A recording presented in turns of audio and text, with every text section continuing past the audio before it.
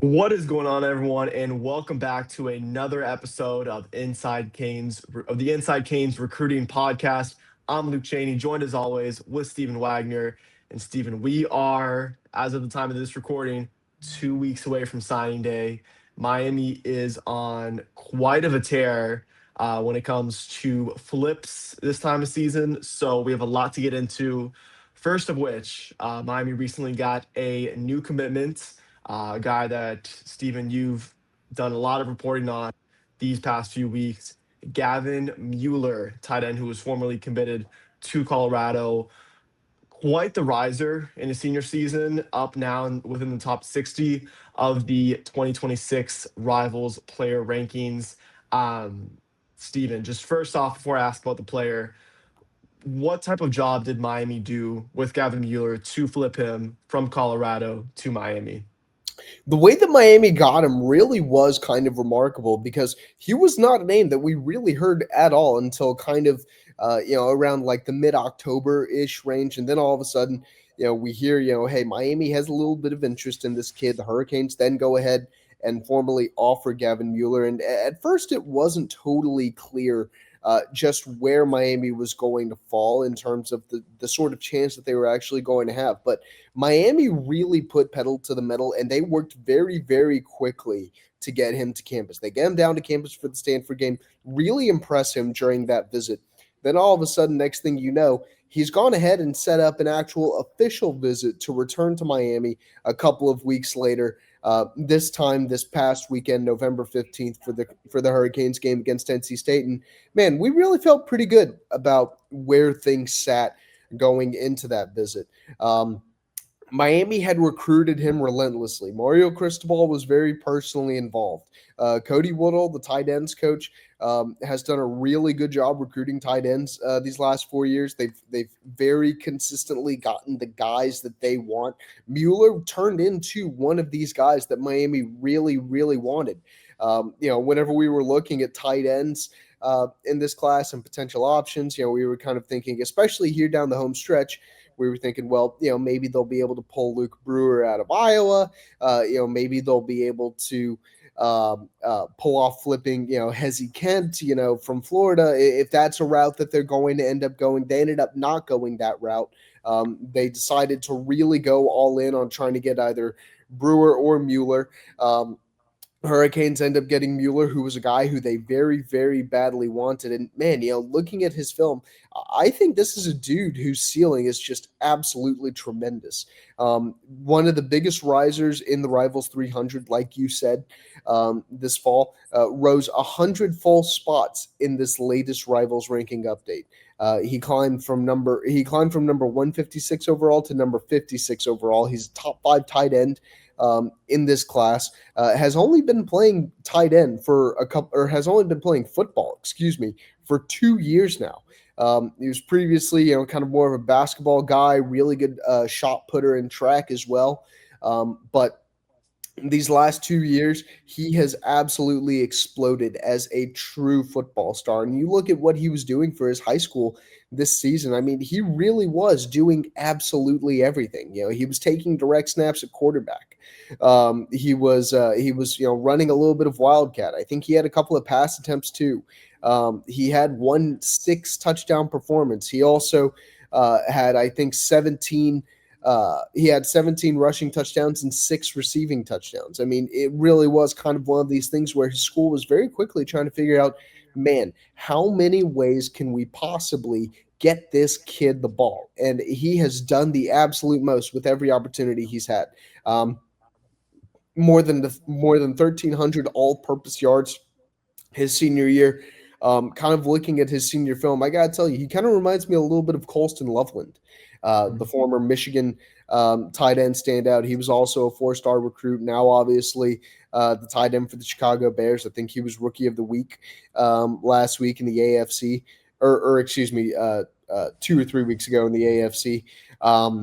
I really do think that this is kind of the sort of tight end that Miami's been looking for. Obviously, Israel Briggs was a guy they really wanted, but he's a little bit more of a flex tight end. He's a little bit more of a receiving tight end, and they recruited him to play that role. Mueller, I think, is a little bit more of a traditional Y type inline tight end. And, I got to say, looking at his body type, he's 6'5", 250 pounds. I do not think he's far off from being ready to step onto the field at Miami. Whenever we get through signing day, I always kind of do these superlative stories about, hey, who are some of the guys that you think, are going to be able to see the field the quickest?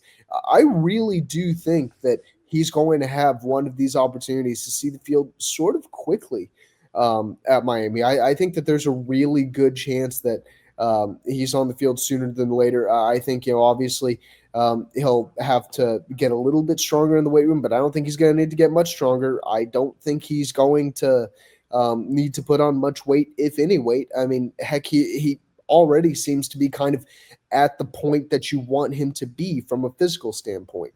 So we'll see how that plays out. But this is a really, really good pickup for Miami, and kudos to Mario Cristobal and Cody Woodall for really going balls to the wall for a month straight and just finding a way to get it done, quite frankly.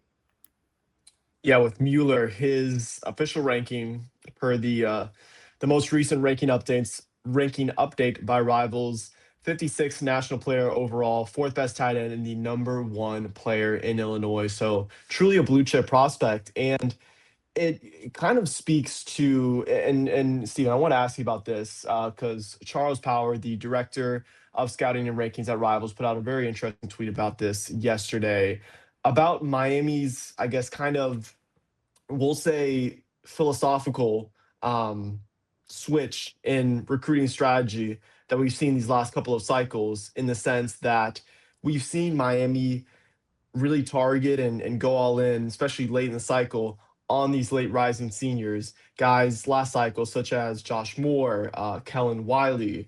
And we see it again this time around with Gavin Mueller.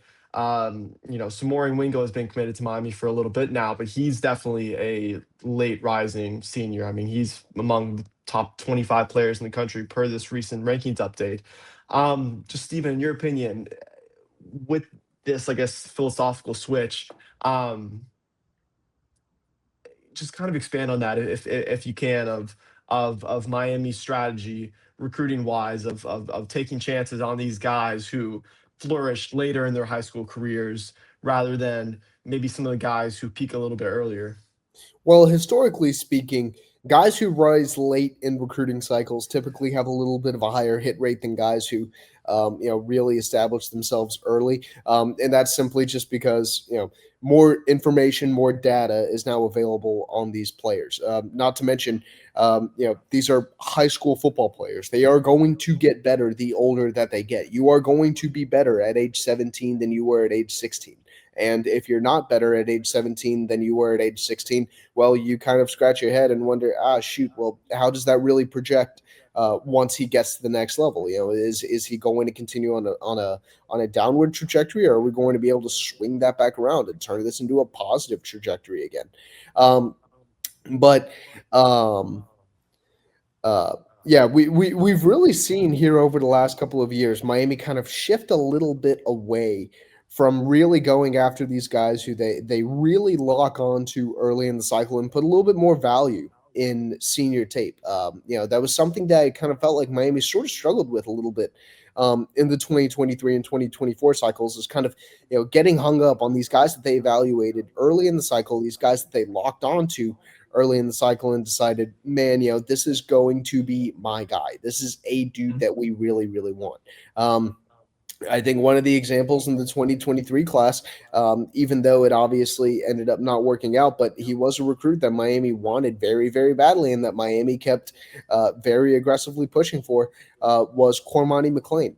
I think he was the number 2 player in the country for quite a while. It was pretty kind of consensually agreed upon that he was, kind of one of these elite, 5-star talents. And then obviously, all the drama and stuff happens, between him and Colorado, and Florida was obviously involved too. But through all of that, his senior tape was not very good at all. He really struggled his senior season. And then after that, he goes to these All American games, he goes to these All Star games. He doesn't play particularly well in those either.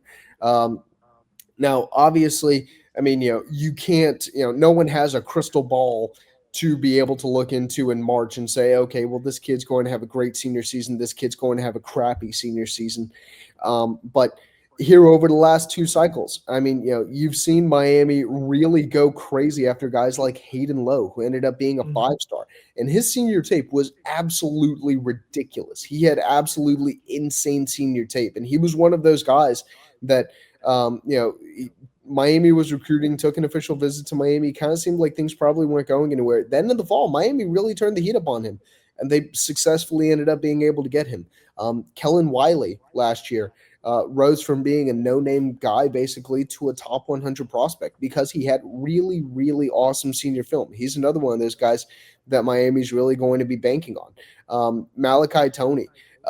Miami was very consistent in their approach with him because, and Kevin Beard especially, was constantly watching and evaluating his senior tape last year and just seeing things that were consistently impressing him and things that made him believe, yeah, this is a guy who we really need to get in the class. And, heck, he even ends up playing quarterback for his high school on their state championship playoff run. And that was kind of one of those moments where the staff, like everyone kind of agreed, hey, this is a really, really remarkable player. This is a kid who's capable of doing special things. He's not just some slot receiver who we feel like's a good player who we feel like we need. No, this kid is genuinely able to elevate the rest of the players on this roster.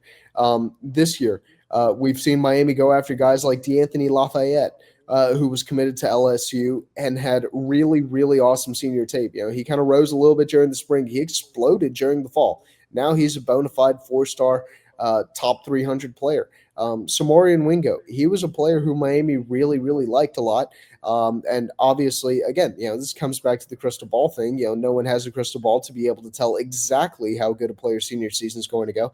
I don't think anyone in that facility thought that, man, this kid is going to explode and turn into a borderline 5-star prospect who will have the opportunity to finish in the top 30 or heck, maybe even the top 25 of the final Rivals 300.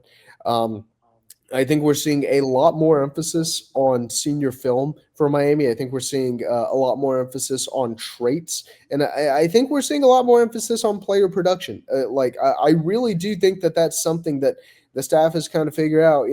Hey, good players are typically going to produce at a high level. Obviously, you hope that they're producing while simultaneously having traits that are going to translate to the next level. But I really think that that's something that Miami's really started putting a lot of value in. Um, and I mean, whatever the Hurricanes are doing, it's really paying off because these last two cycles, especially last cycle, we saw Miami end up with a bunch of guys who ended up being pretty big risers, and some of those risers are contributing on the field right now. I mean, Malachi Tony's contributing on the field in a pretty major way. Um, Joshua Moore has been one of those receivers who's consistently been able to make things happen. Bryce Fitzgerald, I think, was a very pleasant surprise to a lot of people at safety. He was another one of those guys who kind of continued to rise. And then this year, Miami's landing, I think, 4 prospects who jumped at least 50 spots in the last Rivals 300 rankings update. So, what Miami's doing, it's definitely paying off. Yeah, just another one of those guys in that 25 class who kind of fits that same billing. Um, Dante Simpson, right? I mean, he's the guy that back when I was covering FAU the summer before his senior year, he was around that caliber ish of a prospect. And then we saw in the senior season put together great film, and Miami liked what they saw. He signed with Miami, and he has been one of their more productive true freshmen this season. Just a guy who has shown a ton of flashes.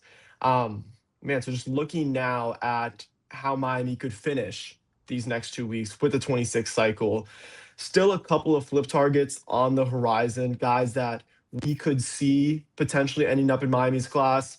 First of which, a name that we've talked pretty extensively about, Blake Stewart, former Clemson safety commit, a safety that Miami has liked for quite a bit of time now. Also, a guy that a couple of SEC schools like Vanderbilt and Georgia are after. Um, Steven, just what type of job do you think Miami's doing with Stewart right now, and how do you like their chances 2 weeks away from signing day? Yeah, so really, Miami and Georgia are kind of the two schools that we're monitoring the most heavily right now. He very quietly visited Miami a couple of weeks ago. That's been out there, that's been documented. I think like pretty thoroughly at this point. But he also took visits to Vanderbilt, and this past weekend he was at Georgia. I can tell you that it definitely seems like there's a little bit of confidence around Georgia that they're going to be able to end up pulling this thing off, even though they were not one of those schools that was kind of the most hyper involved really early in his recruitment. Um, it felt like for a while, Miami and Clemson were kind of the two most talked about schools. Vanderbilt was one of those schools that had sort of always hung around and was always in the picture, but it kind of felt like it was always Miami and Clemson. But now all of a sudden, Georgia has really rushed in. I definitely think that they're going to be contenders. He, like I said, visited Georgia this past weekend wherever the Bulldogs played Texas. He's supposed to get back to Georgia this next weekend too. So the Bulldogs are going to get him on campus back to back times. They're going to have 2 consecutive weekends where they're able to shoot their shots with him. Georgia feels good about the position that they've been able to put themselves in. But Miami has very consistently, kind of had optimism about where things sit between them and Stewart. I think they felt really, really, really good about themselves whenever he decommitted from Clemson earlier in the year, and I felt really good about Miami's chances whenever he decommitted from Clemson. At the time, it really seemed like it was kind of going to be between Miami and Vanderbilt, and I was leaning toward Miami. But Georgia coming into the race here has definitely made things pretty tight. Um, I think right this second, it's probably too close to tell where he's going to actually end up. I could definitely see him sticking with Miami. I could see him sticking with Georgia because Miami has made the most aggressive effort to flip him for the longest period of time. I think Miami probably values him more than anyone else in this cycle, but Georgia feels like they need another safety. They've kind of zeroed in on Blake Stewart. We'll see what happens there. Um, I probably think that after this weekend, Stewart's visits are probably going to be done just because at that point we'll be a week out from signing day. Miami obviously doesn't have another home game, so there won't really be any more opportunities there. I forget no, Georgia plays Georgia Tech in Atlanta, so I don't know what the recruit situation is going to be like there for a neutral site game, but I'm assuming he probably won't be there. Heck, maybe he even would. I don't know. But if I'm a Miami fan, I'm definitely a little bit tight right now. I may be a slight lean toward the Hurricanes, but I am not sleeping on Georgia at all. I think him getting back to Atlanta this coming week, or excuse me, getting back to Athens this coming weekend is definitely going to be influential. Yeah, I mean, one of the things that we'd have to assume is, I guess, somewhat influencing those decisions to visit Georgia frequently. He is from Georgia. He's from Fairburn, Georgia, which is, let's see here, 75 miles away from Athens, 25 miles away from Atlanta. If he chooses to attend Georgia's game against Georgia Tech, it's a 30-minute drive, so not that far for him. Another guy that we're monitoring, a back that Miami's looking to potentially add to its 2026 class to join Jadian Mallory is Amari Latimer. Latimer is like Stewart from Georgia. He's been committed to Wisconsin since June, but the expectation is that he likely will not stick with Wisconsin. Miami's been doing a pretty solid job there, as has Ohio State. Stephen, as we head into signing day, where do you or where do you think Miami stands with Latimer? Yeah, Latimer's been very intentionally quiet, sort of about where things sit in his recruitment. From what we've been able to gather, the intel that we've been able to gather, we still do believe that it's going to come down to Miami and Ohio State. If I had to make a mock class right now, I'd probably include Amari Latimer in it. Um, Now, whether or not Miami's going to actually be able to seal the deal, who knows? Because we've still got 2 weeks to go, and heck, I could see a reality where there are late night conversations the day before signing day that are influencing his decision one way or another. I'm sure that both schools are going to push for him until signing day because he's become a really really valued player. If I kind of had to go based off history, because Miami the last couple of years has had success pulling running backs away from Ohio State, I think that I would probably bet that Miami finds a way to be able to figure this thing out. I mean, you remember in 2023, Miami effectively pulled Mark Fletcher away from Ohio State. 2025, Miami, or excuse me, 2024, Miami did flip Jordan Lyle away from Ohio State. I could see Miami being able to do that again this year. Now, of course, obviously this is a little bit more of a head-to-head battle, and yeah, he is committed to Wisconsin, but I would be pretty freaking surprised if he ended up sticking with Wisconsin at this point. I think at this point you kind of have to trust the way that Miami's been able to recruit running backs, and bet that Miami's going to be able to find a way to get the job done and end up pulling this thing off. And lastly, talking about team rankings, recruiting team rankings, topic that is always super fun to discuss, just the hypotheticals of that.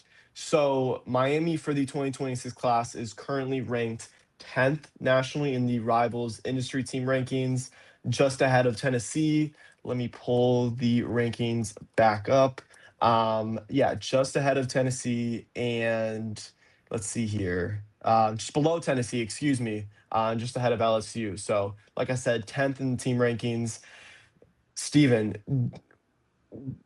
do you think, I mean, like, potentially here, speaking hypothetically, is where could Miami rise if they land, let's say, a Stewart, a Latimer? What would need to happen? And just ultimately, where do you think they'll end up in these team rankings?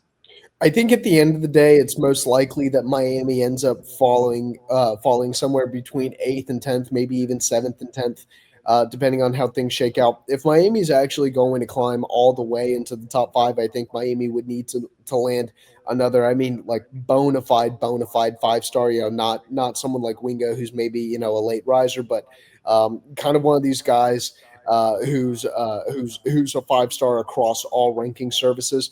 Like hypothetically, if Miami were to be able to land like Lamar Brown or someone like that, if Miami were able to flip Lamar Brown away from LSU, I think that would be a big. I think that would potentially be enough to get Miami into the top five. But they would also need to land probably one or two other kind of high end blue chip prospects to be able to get into the top five, which at this point seems a little bit unlikely, just kind of based on where the board is and some of the prospects that we're really focusing on with Miami. So I think most likely speaking, we see Miami ending up back in the top 10.